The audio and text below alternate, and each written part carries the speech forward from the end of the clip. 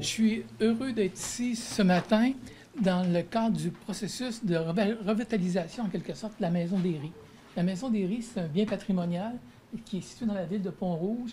Puis la corporation, ils mettent des sous, ils mettent de l'énergie pour faire en sorte que cette institution muséale soit le plus beau fleuron qu'il n'y a pas pour la région de Portneuf. Alors, je suis heureux de votre présence. Vous allez prendre connaissance finalement des actes posés par les artisans. Mais entre-temps, j'aimerais féliciter ou remercier un certain nombre de personnes qui ont agi au niveau de la Maison des Ries. On vient de terminer une phase de restauration de l'enveloppe extérieure de la Maison des Ries. Cette enveloppe-là, ça a demandé des investissements de 50 000 qui ont été pris à même nos surplus qu'on a accumulés depuis un certain nombre d'années. Alors, disons que ici, la Maison des Ries, les travaux ont été conduits et surveillés et tout par M. Daniel Jean, que je voudrais remercier de son travail, qui est important. Alors, Daniel, merci beaucoup. Je ne sais pas où tu es, là, mais... Bon, merci, Daniel. Merci. Il surveille. Oui. Alors, c'est lui qui avait à composer avec le ministère des Affaires culturelles et communications pour obtenir des autorisations puis faire accepter différents projets. Alors, merci pour ton travail à ce niveau-là. Le deuxième groupe que je voudrais remercier, c'est les gens du comité des Ries. Notre fonctionnement au niveau de la corporation fait en sorte qu'on a comme des comités de travail sur chacun des chantiers, en quelque sorte. Présentement à la Maison des Ries avec Mme Hélène Gagnon. Mme Gagnon, quel est votre poste ici? En fait, je suis membre du CA depuis 3 ans, le CA de la Corporation des lieux historiques de Pont-Rouge, et je suis aussi dédiée au comité des Ries. Quand je suis arrivée au CA, c'était spécifiquement pour partir le projet de la Maison des Ries. Il y avait ici une exposition qui datait déjà de plus que 15 ans. Et puis, Marcelin Simard, notre président de l'époque, tenait vraiment à ce qu'on mette l'accent sur la Maison des Ries. En fait, le site des Ries, puisque c'est le site qui est classé. Alors, depuis 3 ans, on a fondé un comité avec Jacques, avec Gabriel, avec Hélène et puis Marie-Laure pour vraiment redonner vie à cette maison. Pour la corporation, c'était vraiment important puisque c'est une maison qui a je dirais, une qualité, une histoire. C'est un patrimoine. C'est un patrimoine. C'est une des plus vieilles maisons de Pont-Rouge. Ça fait combien de temps qu'elle existe environ? 216 ans. Elle a vu 4 générations de des Ries qui ont habité. 14 enfants y sont nés. Et alors, c'est une maison qui avait un potentiel et qu'on a redécouvert son potentiel et qui est comme devenu pluriel, ce potentiel. Puisqu'on s'est rendu compte qu'il y avait le site et c'était très important de déployer notre interprétation non seulement à l'intérieur, vous voyez l'exposition, mais aussi à l'extérieur. Et ça a comme aussi confirmé le site à cause d'une rivière. En fait, c'est à cause d'une rivière qu'elle est ici, c'est à cause d'une rivière qu'on peut aussi, que le site a été cité, pas cité, il a été classé site historique en 1984 par le ministère de la Culture. C'est la rivière qui est vraiment la fondation. La rivière qui est la motivation, je dirais, au classement du site. Et puis qui était pas tout à fait mis en valeur à l'époque. Alors, dans un premier temps, l'année dernière, on a fait l'exposition. En fait, on a engagé des consultants, des concepteurs, Bergeron-Gagnon, et avec une architecte du paysage, Valérie Simard, pour concevoir une exposition qui serait comme en 2 volets et en même temps très complémentaire. Et autant l'intérieur que l'extérieur est comme attaché à l'histoire. Vous avez vu, il y a des animaux grandeur surdimensionnés à l'extérieur. Ils ne sont pas là pour rien. Si on a choisi un cheval, c'est parce que Edmond des Ries avait un cheval, aimait les chevaux, aimait les courses à chevaux. Et puis, s'il y a une vache, c'est que les des Ries avaient 2 vaches. Alors, puisqu'ils vivaient comme en autarcie, ils étaient des cultivateurs. Il y a des outardes parce qu'il aimait la chasse à l'outarde. Et en fait, la laiterie qui s'en vient à l'extérieur bientôt, puisque à cause de la COVID, bien sûr, on est à cause d'une rivière, mais on est aussi à cause de la COVID. À cause de la COVID, oui, c'est ça. Les choses sont... Il y a quelques éléments qui restent à construire, dont la laiterie qui aura une facture plus contemporaine, qui ne sera pas reproduite telle qu'elle, mais au moins, elle sera reproduite sur les vestiges de l'ancienne laiterie. Un potager, parce que les des Ries avaient un potager et en même temps, c'est dans l'air du temps, le bien manger, l'écologie. Alors, tout ça va nous donner beaucoup de clés pour poursuivre dans les prochaines années d'autres phases d'exposition, d'activités éducatives, d'activités aussi pour tout le monde. Et après, il peut y avoir l'érablière, puisqu'ils avaient une cabane à sucre. Alors, c'est une maison qui s'est avérée avec la recherche, avec toute la passion que le comité y a mis. Une maison qui s'est avérée avec des potentiels inouïs. Elle est magnifique, puis elle est très agréable aussi pour y recevoir les gens, autant les promeneurs, autant les groupes. Et Mme Gagnon, vous avez parlé plus tôt, vous avez mentionné la motivation. Qu'est-ce qui vous motive à travailler à la Maison des Ries? Bien, j'aime le patrimoine, j'aime la muséologie. Visiblement. Oui, et avant, mais en fait, j'en ai fait pendant une vingtaine d'années, mais avant, en fait, il y avait moi comme dans le comité, mais en janvier est arrivée Karine Vachon-Soulard, qui comme nouvelle co-directrice, et elle, sa motivation, sa formation est en muséologie. Alors, j'ai pu un peu céder le flambeau à Karine maintenant, et la passion, puisque pour elle, à la maison au Moulin-Marcoux, c'est une co-direction. On a Gabrielle Boucher qui s'occupe plus du volet spectacle, et on a Karine ici qui s'occupe de la maison, du site des Ries, finalement. Et Mme Gagnon, si on veut venir voir l'exposition à cause d'une rivière, où est-ce qu'il faut aller? Est-ce que ça coûte quelque chose? Pour l'instant, c'est gratuit. J'espère que je ne me trompe pas, Karine. C'est bien gratuit. C'est un j'allais dire un don bénévole, une contribution volontaire, là. Et on est affiché un peu partout. Au feu de circulation, il y a des affiches. On va bientôt avoir d'autres affiches du ministère des Transports. À mon avis, c'est sur le site web également, on peut trouver toutes les informations. Mme Gagnon, en terminant, si vous deviez décrire la Maison des Ries, maintenant en 2020, en un seul mot, ce serait quoi? Bien, moi, je pense que c'est devenu une institution muséale incontournable dans Portneuf. On a une qualité d'interprétation à l'intérieur et à l'extérieur. On n'a rien à envier aux autres. On n'a rien à envier. Je pense que c'est vraiment, ça vaut le détour. C'est une belle découverte et en plus, les gens peuvent faire une randonnée, ils peuvent faire les sentiers de la rivière. Alors, au niveau de la qualité, au niveau de l'originalité et de l'histoire, je pense que les gens ne sont pas déçus. C'est vraiment une belle visite qu'il ne faut pas manquer dans Portneuf. Hélène Gagnon, merci beaucoup. Moi, je commence d'abord avec émotion, parce que c'est une histoire qu'on a traversée et qu'on a revécue avec les gens d'ici. C'est une histoire, donc. Et une histoire, il faut d'abord savoir comment elle a commencé. C'était de trouver par où on allait aborder toute l'histoire de la maison et du site des Ries pendant toutes ces années-là. Et notre regard s'est arrêté, et j'invite le vôtre à le faire, sur cette photo-ci. Juste le fait qu'on se soit fait photographier devant la maison. Et qui retrouve-t-on devant la maison des Ries? Il fallait une date. On dit on va arrêter un jour précis. Le jour, je l'ai inventé, je ne peux pas vous dire quel jour c'est, mais on est en 1909. On est à l'été 1909. Et tout le côté ici se passe en 1909, la même journée. On va rencontrer ces gens-là. On va entrer dans cette photo-là. Entrons dans la photo. D'abord, il faut considérer comment tout le monde doit prendre la pause. Parce qu'on est en 1909, on ne bouge pas. Alors, tout le monde doit prendre la pause. Qui rencontre-t-on? Exilda Brousseau. Elle habite ici, c'est la femme de Edmond des Ries. Edmond des Ries habite ici, et c'est sa vie qu'on va suivre. Pas seulement sa vie à lui, la vie de toute sa famille. Et on va remonter jusqu'à la construction de la maison. Mais pour le moment, il ne nous raconte pas ça. Il se tient là, bien solide, et il nous regarde. En fait, tous ces gens-là nous regardent venir. Ils nous regardent venir vers eux. Ils nous attendent depuis plus de 100 ans. Ils vont se mettre à bouger comme si on sortait d'un rêve. Le petit Edmond, ça c'était compliqué parce que là, on part avec deux Edmonds. Alors, Edmond des Ries, c'est Edmond Brousseau. C'est le petit garçon. C'est toujours bien d'avoir un enfant, parce qu'un enfant nous amène où on ne s'attend pas d'aller. Alors, le petit Edmond ici, c'est le fils adoptif d'Edmond des Ries et d'Exilda. C'est le neveu d'Exilda, Brousseau. Edmond Brousseau.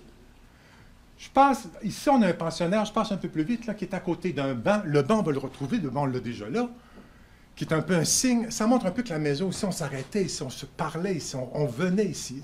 Puis quelqu'un qui passe ici, on voit le pont, le chemin qui passe si près de la maison, tellement près de la maison. parce que c'est la maison du PAG du pont. On va se retrouver avec 4 thèmes. On a la maison, le pont. Quand on est en 1909, le pont que l'on voit, c'est lui. C'est un pont qui a été construit en 1830, qui a toujours été là, donc, depuis des années et des années. Mais il est fragile. On s'inquiète du pont. 1909 fonctionne bien parce que dès après 1909, toutes les choses vont se bousculer. Mais là, on est en 1909, on sait plein de choses que lui ne sait pas encore. Mais on sait que ce pont-là, on va le voir plus tard. Pour le moment, ce pont-là l'inquiète. Il est péagé du pont, puis ça ne va pas tellement bien, ce pont-là. Alors, on vient de faire le tour de la maison dans le temps arrêté. Et tout ce qu'on raconte là, ce n'est pas à cause des Léry, c'est à cause d'une rivière. En fait, j'aurais pu commencer en disant, il était une fois une rivière, mais c'est... L'as-tu entendu? Quand on dit à cause d'une rivière, c'est à cause d'une rivière qu'aujourd'hui, on est ici même. On est toujours à la Maison des Ries avec Rose Aymard. Rose, tu es guide-interprète pour la Maison des Ries. Depuis combien de temps?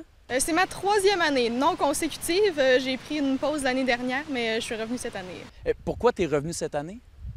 L'année passée, j'étais plus dans le coin de Québec avec l'université. La majorité de ma vie sociale se passe à Québec. Mais cette année, ça me faisait plaisir de revenir chez mes parents à Pont-Rouge. Puis c'est à 2 pas, littéralement, de chez moi. Donc, c'est très pratique, mais aussi, avoir travaillé comme guide pendant 2 ans avant, j'ai quand même développé un attachement pour la place aussi, là. Et pourquoi tu as un attachement pour la Maison des Ries? Qu'est-ce qui te fascine personnellement dans le site? Bien que moi, j'étudie pas en histoire, ça reste un domaine qui me passionne particulièrement. Puis, c'est aussi important de connaître son histoire locale à cause qu'on... Les jeunes de mon âge, même un peu plus vieux, on a souvent tendance à aller en Europe, en Asie, on se promène partout. Il n'y a absolument rien de mal à ça. Moi-même, j'ai beaucoup voyagé. Mais ça reste important de connaître son histoire, son patrimoine local, puis la Maison des Ries. Honnêtement, avant d'y travailler, je l'avais jamais même visité, même pas avec l'école terrain de jeu, rien du tout. Mais je suis vraiment tombée en amour avec la place puis avec une partie de l'histoire de Pont-Rouge aussi. Ici, on se retrouve à la ferme. Ce qu'on ne sait pas ou ce qu'on a oublié, c'est qu'ici, c'est une ferme. Autour, il y a plein de bâtiments de ferme. Il y a une porcherie, il y a un poulailler, il y a des écuries, il y a une étable. C'est une ferme. Donc, Edmond Derry et sa famille sont d'abord des cultivateurs. Ils ont bien besoin pour vivre, parce que ce n'est pas le salaire de péager qui fait vivre. Mais je veux mentionner en passant là, que le fait d'être péager fournissait la maison. C'est comme ça qu'on va se retrouver avec une dynastie dans la maison. Mais pour le moment, on est à la ferme. Toujours en 1909, l'été, les foins. J'ai été surpris en m'en venant de voir qu'on faisait déjà les foins. Donc, notre photo fonctionne bien aujourd'hui. Alors, qui retrouve... Toutes les photos, il a fallu se pencher sur les photos, mais se pencher presque avec affection pour retrouver les gens qui sont dessus. On ne les reconnaît pas tout le temps. Mais ici, je vois, c'est Louise Blumhardt. Louise Blumhardt, c'est la mère d'Edmond Derry. Elle était institutrice quand elle était jeune, avant de se marier. On peut donc penser que ses enfants, car elle en a quelques-uns, elle leur a montré à lire et à écrire, que ses enfants étaient probablement plus instruits que la plupart des gens de l'époque. Ici, est-ce que vous la reconnaissez? Exilda, avec une gerbe de foin à côté de Edmond. Les autres sont tombés dans l'oubli. Mais parfois, ça, il y a un enfant ici. Je soupçonne que c'est le petit Edmond Brousseau. On retrouve donc les gens à la ferme dans leur vie quotidienne. Et on va leur suivre dans les travaux. Et c'est comme ça qu'on retrouve tout au long de l'année, les 4 saisons, on voit les gens qui travaillent sur la ferme. Il était bon, j'attire votre attention sur celle-là, vous allez voir pourquoi. C'est encore Edmond Derry avec son cheval. Edmond Derry est un champion de course à Pont-Rouge. Il était très fier de ses chevaux. Et sur cette photo-là, quand on la regarde de plus près, on voit qu'il s'est endimanché. Ça me touche tout le temps de voir que les gens, dès qu'ils prennent des photos, sont tout le temps endimanchés. Forcément, c'est un événement de se faire photographier. J'essaie de voir de l'autre, c'est la personne qui prend la photo. Il s'est endimanché, il monte son cheval, il a sa chaîne de montre. C'est Edmond Derry avec son cheval qui monte. On comprend que c'est au printemps. Et là, en étudiant les photos, en vivant avec, on se rend compte que le même jour, le photographe a à peine bougé, on a fait venir le petit Edmond. Regardez, c'est la même pause, c'est la même journée. C'est la même journée. Et lui, il est devant des outardes. Qu'est-ce qu'il fait avec des outardes? C'est que c'est aussi des chasseurs. Et quand quand on allait à la chasse, quand on en blessait, Edmond Derry gardait des outardes blessées pour attirer les prochaines l'automne suivant. Alors, il gardait sur le site des outardes et des oies sauvages. Alors, on le voit ici, on voit que le petit gars est fier de ses outardes.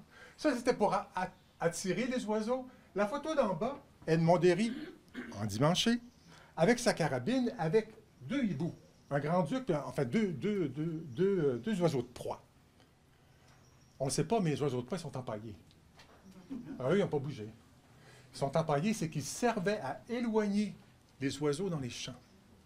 Alors, on gardait des outardes pour attirer les oiseaux pendant la chasse, et on gardait ces 2 oiseaux empaillés-là pour chasser les oiseaux qui venaient picorer dans les champs. On fait donc le tour de l'année chez les Derry, cultivateurs à la ferme. On va quitter 1909. On va remonter. On va reprendre le cours du temps. Ça va bien avec la rivière. On va reprendre le fil du temps de l'autre côté. Et Rose, t'es guide-interprète, on va en profiter un peu. Est-ce que tu peux nous révéler quelque chose d'exceptionnel ou d'assez cocasse, anodin concernant la maison Derry? Concernant la maison en tant que telle, si on y va du côté architecture, la maison au départ était plus petite que ce qu'on voit en arrière lorsqu'elle a été construite en 1804. Mais en 1864, sous le règne, si je peux me permettre l'expression, d'Édouard Derry, le 3e PAG, ils ont construit un agrandissement. Puis on a comme un cadre à l'intérieur de la maison où on voit la structure pièce sur pièce. Puis on voit qu'il y a une des poutres qui est coupée. Puis ça, en fait, c'est qu'ils ont décidé de couper le mur du fond, puis le bois était encore bon, on ne va pas gaspiller ça. Donc ils ont pris le mur du fond, ils l'ont mis plus loin, puis ils ont construit les autres murs sur les côtés. Donc ça fait de notre belle maison Derry une maison accordéon. As-tu essayé de faire ça dans la maison de tes parents à Pont-Rouge? Oh non, Seigneur, j'ai pas les qualifications pour. Donc, le cours du temps qu'on reprend. Et on se retrouve en 1804. En 1804, on va construire, après bien des tentatives, des ponts qui vont être construits en aval, qui vont s'écrouler, mais on construit celui-ci en 1804. Puis on prévoit tout de suite que ça va être un pont à péage. Donc, on fait construire aussi la maison du péager. Et à l'époque, la maison est à cette grandeur-là. Il manque toute une aile. C'est la grandeur qu'elle a à l'époque, en 1804, quand les péagers vont commencer à arriver. Le premier qui va arriver s'appelle François Pomereau. Il va être péagé de 1804 à 1816, jusqu'à sa mort. En fait, on les retrouve toujours, ils sont péagés jusqu'à leur mort. Lui, il va vivre dans la maison ici, et c'est à cette époque-là que Tolfré, un militaire britannique, vient pêcher ici, parce qu'ici, c'est un site de pêche. C'est d'abord et avant tout, je le souligne, un site de pêche. Il y a des fosses à saumon, les gens viennent pêcher ici, et c'est un site de pêche militaire. C'est des soldats britanniques qui viennent pêcher ici. C'est rattaché à la garnison de Québec. Alors, et c'est ici qu'ils s'installent quand ils viennent, c'est ici qu'ils mangent. Ça s'appelle le Salon des Anglais, la pièce où nous sommes. Tolfré, qui est venu ici dans les années avant 1816, quand il est retourné en Grande-Bretagne, il a écrit ses mémoires. Puis il parle beaucoup de la maison ici, comment elle était reçue, les pêches qu'il faisait. Puis il a fait illustrer son livre, les balles qu'il donnait ici au son du violon. Ça devait être assez intense parce que ça demeure, il faut toujours garder à l'esprit, c'est que c'est des maisons tout petites. On le sent bien aujourd'hui. Alors les soirées, ça devait être assez animé. Alors on a des illustrations de son livre qui ont été faites par quelqu'un qui n'est jamais venu ici, mais ça montre quand même l'intérêt de la maison et de la pêche. Lui, il disait que c'était le plus bel endroit de pêche au saumon au monde. Alors, ça, on est de 1804, donc 100 ans avant. Je veux souligner quelque chose. Quand on dit 1804, on voit ça loin. Mais peut-être pas qu'on le voit assez loin. C'est plus loin que ce qu'on pense. 1804, je vous dis juste que 10 ans avant 1804, Marie-Antoinette est guillotinée. Quand on dit ça, 1804, on est sous Napoléon. Mais quand on dit ça fait 10 ans que le régime monarchique est tombé en France, là, on voit vraiment qu'on est loin. Si on dit 1804, c'est le début des trains, je me rappelle de mon arrière-grand-père. C'est très loin, 1804. On est presque sous les rois de France. Tout le monde qui a vécu ici se rappelle. Je mets ça pour vous situer dans le temps, pour avoir le sentiment historique, comment c'est loin, 1804. Beaucoup d'artistes et surtout des aquarellistes britanniques, des militaires, vont venir faire des aquarelles, des dessins sur le site tout autour. Et la plupart de ces œuvres-là sont projetées sur le mur dans la pièce suivante, pour montrer comment ça a inspiré les artistes et les gens qui venaient ici, comment c'est un endroit impressionnant. Encore aujourd'hui, les gens prennent des photos ou font des tableaux. On va continuer pour se retrouver dans la pièce suivante. Traverser pour les tableaux et on se retrouve à la pièce. Et Rose, tu as mentionné aussi les jeunes de ton âge qui, des fois, on va en Europe, on va voyager un petit peu. Espères-tu qu'avec toi, ton poste de guide-interprète, il y a des jeunes qui vont vouloir faire comme toi aussi, puis peut-être travailler plus en région? Oui, je l'espère aussi. Puis moi, je suis un peu la vétéran, je dirais. Là. Il y a 2 autres guides qui ont été engagés cette année qui ont 15 et 17 ans. Puis je trouve ça génial que ces filles-là aussi trouvent que c'est aussi important l'histoire de la Maison des Rives. Ces 2 filles de Pont-Rouge aussi. Donc ça me fait plaisir de pouvoir partager cette passion-là avec des filles qui sont un petit peu plus jeunes que moi aussi. Les premiers des Rives vont arriver ici en 1816. Les 2 premiers arrivés ici. Le premier, on le dit, probablement hôtelier à l'ancienne Lorette. On comprend bien qu'on voulait quelqu'un qui savait tenir maison, qui savait tenir un hôtel, parce qu'ici, le but de la maison, c'est de recevoir aussi les pêcheurs. C'est pas juste péager. Donc, on a ici une image qui illustre, mais avec interprétation, la ferme à cette époque-là. On a la Maison des Riz ici, avec la grange, pas la grange, l'écurie, on voit même des poules ici. Puis en face, d'autres bâtiments de ferme, on voit même une canne à pêche appuyée ici et le pont. C'est un peu l'image qu'avait au début la ferme quand les Derry sont arrivés ici, les premiers Derry. En 1830, le pont qu'on a vu de l'autre côté va s'effondrer. On va donc en reconstruire un autre. Je ne vous ferai pas toute l'historique des ponts qui vont se succéder, mais c'est comme un enjeu tout le temps. Le pont est détérioré, le pont ne peut plus passer, le pont est brisé, le pont...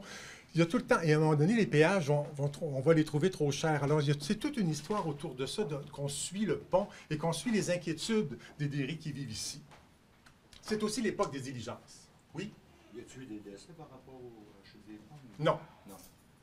Non. Même celui qui s'est écroulé à l'époque de Louis Déron, on ne parle pas qu'il y a eu de décès. On n'en parle pas, en tout cas. Puis cette époque-là, c'est l'époque des diligences. Les diligences qui prenaient le chemin du roi. Mais il faut faire attention, c'est pas comme l'arrêt d'autobus, là. Il y avait des relais entre Québec et Montréal pour les diligences. Il y en avait 25. On n'est pas absolument certain, là, la Maison des Riz n'est pas inscrite comme un relais de diligence. Mais Louis Derry gardait 2 chevaux dans son étable, pourquoi il y a besoin de changer de chevaux. Il faut imaginer que les gens pouvaient arrêter ici, pouvaient se désaltérer ici. Mais il ne faut pas le voir comme que c'est le concept d'abord de la maison, de recevoir les diligences. Le concept de la maison ici, l'idée de la maison, c'est de recevoir les pêcheurs britanniques. C'est un club de pêche privé. C'est important d'avoir ça en tête pour comprendre la maison. On va retrouver les derniers Derry juste dans la pièce.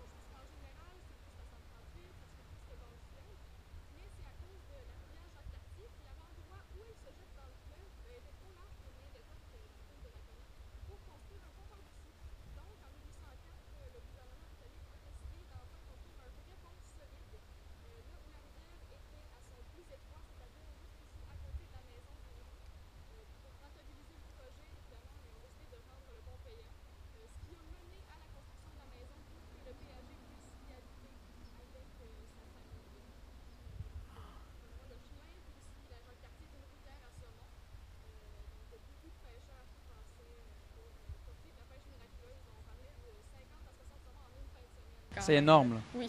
En gros, si on veut en apprendre plus, on va aller te voir à la Maison Derry. Oui. Rose Aymard, guide-interprète, merci beaucoup. Merci à vous. Je vous fais le survol rapide de l'histoire. C'est Édouard Derry, qui va être péagé de 1859 à 1900. Lui, c'est le père d'Edmond. On commence déjà à se rattacher à Edmond qu'on va retrouver tout à l'heure, et qu'on a rencontré tout à l'heure. C'est le père d'Edmond. Je veux quand même vous souligner que dans la pièce à côté, on souligne que dans la maison ici, il est né 14 enfants. Alors, quand on pense à toute la vie, quand on veut réanimer la maison, il faut penser qu'il y a des familles qui se sont élevées ici. 14 enfants qu'on nomme un après l'autre devant le berceau. Et on voit la dame sur l'écran. La dame qui parle, c'est Madame Brousseau-Dion.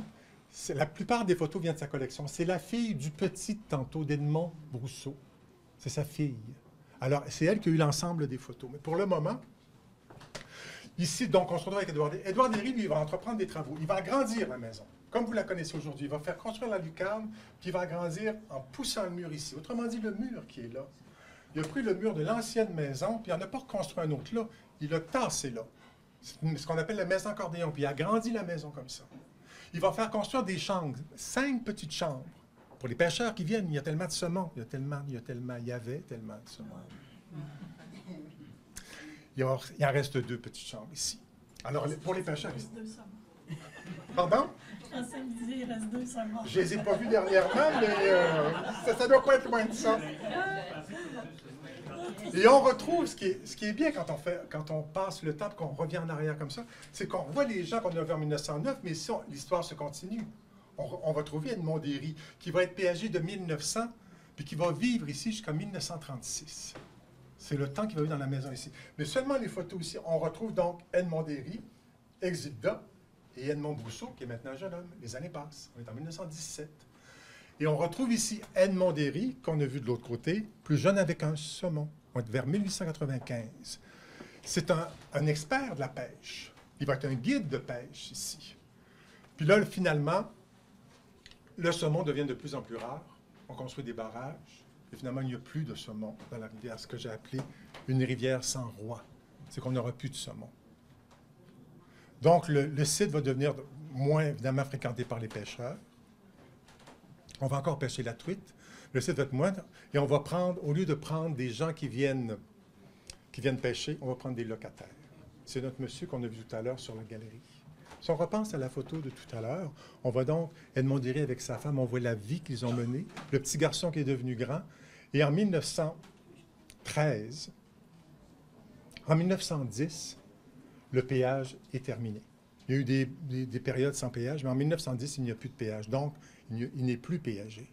Et en 1913, il n'y a plus de saumon. Donc, la vie a complètement changé de ce qu'on a vu tout à l'heure en 1909. Mais sur la photo, ils ne le savent pas encore. Et on va retourner, pour terminer, les retrouver tous ces gens-là en 1909 de l'autre côté.